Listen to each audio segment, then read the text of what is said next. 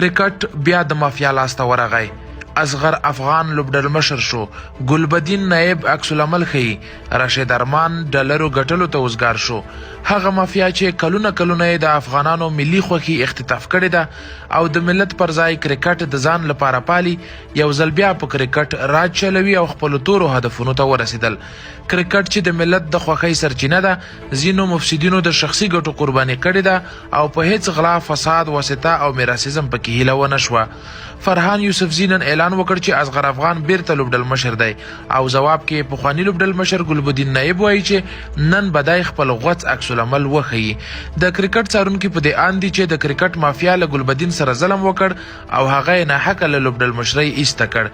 د کرکټ مینوال به ټول هغه مفسد چارواکي ونه بخي چې له کرکټ سره یې ظلم کړی او په ځانګړي ډول کوم وس ورسېد د کرکټ اصل بربادونکی عاطف مشل به محکمې ته هم کش کړو. له جرایم سنگین لوی څارنوالۍ او ملي امنیت څخه جدي هیله کوو چې کرکټ بورډ کې د فساد دوسیه وڅېړي او مفسدین د تورو تمبو شاته وغورځوي. زه په ګرانو هیوادوالو غږ کوم چې د کرکټ د واقعي ژغورلو لپاره غږ پورته کړي. ځینو خلکو ټولنیزو رسنیو کې خپل تشویشونه څرګند کړي دي او لیکي چې کرکټ د مافیا لاس ته ولوېد. داسې ښکاري چې کرکټ بورډ کې به یو ځل بیا رسۍ کش شي.